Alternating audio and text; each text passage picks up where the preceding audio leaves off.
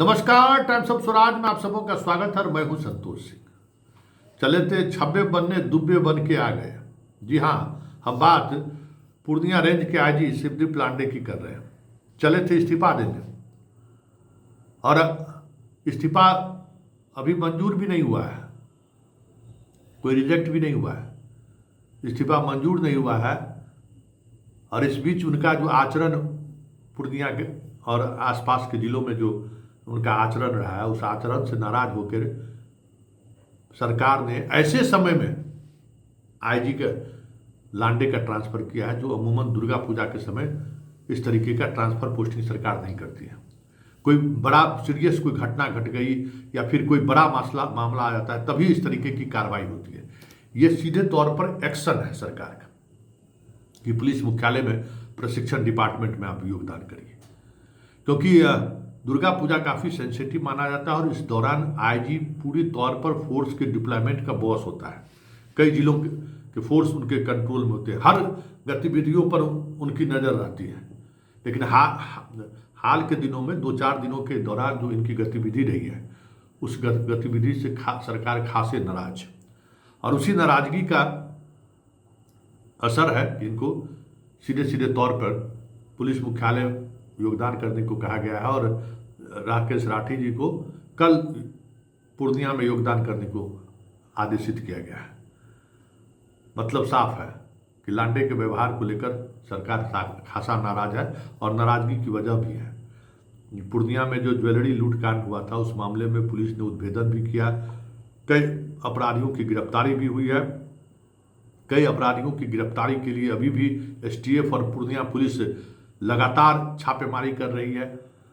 एक खास ट्रेंड जो है, इस ट्रेंड में जो शामिल अपराधी हैं जो कोलकाता के जेल में इन दिनों बंद है, उस पर भी लगातार एसटीएफ और पूर्णिया पुलिस की नज़र है। उस बीच में ये डीएसपी पर कार्रवाई, थाना प्रभारी पर कार्रवाई, कई तरह के पत्राचार ये जारी करने लगे थे। तो स्वाभाविक तौर पर कैसे कोई अधीनस्थ पुलिस पदाधिकारी पर इस तरीके की कार्रवाई की बात कही जाए और मुख्यालय चुप बैठे। तो मुख्यालय ने एक्शन दिखा दिया है और इन्हें वापस पटना बुला लिया है। और एक और बात देखिए, अमूमन जो अधिकारी इस्तीफा देते हैं वो छुट्टी पर चले जाते हैं।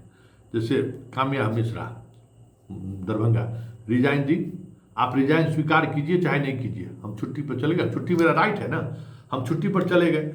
जब हम रिजाइन दे दिए तो फिर वर्दी क्यों, हम वर्दी पहन के क्यों घूमेंगे भाई, वर्दी पहन के ऑफिस क्यों जाएंगे। स्वीकृत कई ऐसे आईपीएस अधिकारी, आईएएस अधिकारी रहे जिनका बरसों बरस तक उनका जो इस तरीके का उन्होंने रिजाइन दिया है, स्वीकृत नहीं किया है सरकार।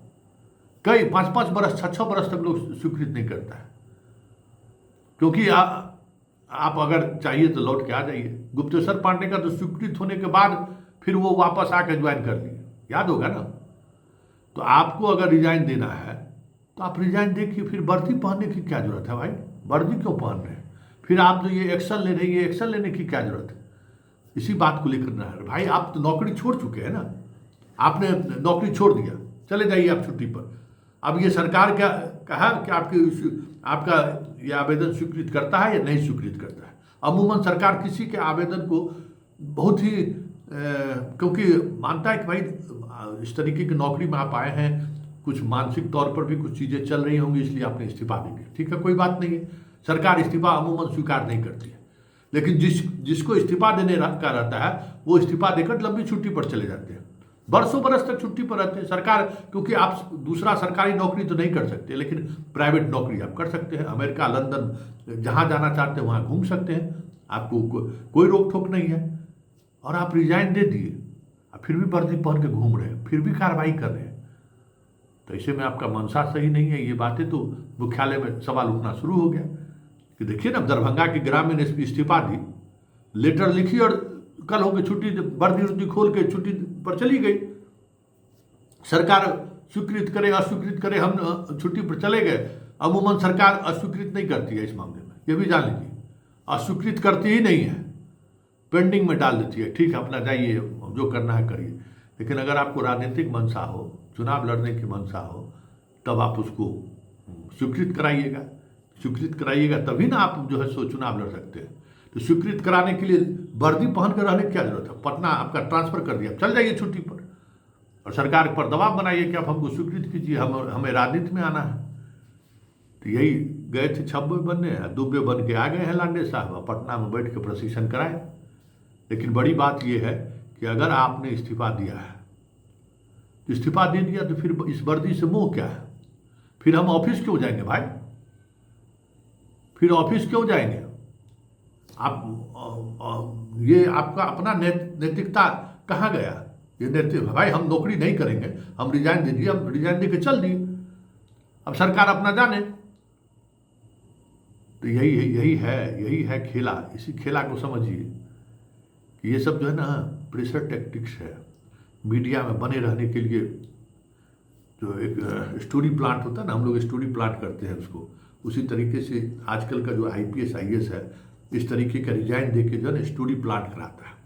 हम दबाव, हम बहुत ईमानदार के एकदम पूरा एकदम हरिश्चंद्र हैं, हमें अब हम असहज महसूस कर रहे हैं, हम तो नौकरी छोड़ के जा रहे हैं। तो भाई नौकरी छोड़ के चले जाइए, किसने रोका है? आप जाइए। यही है कि आप रिजाइन दिए और छुट्टी पर चले जाइए, फिर वर्दी पहनकर घूमने की बात कहाँ से आई है?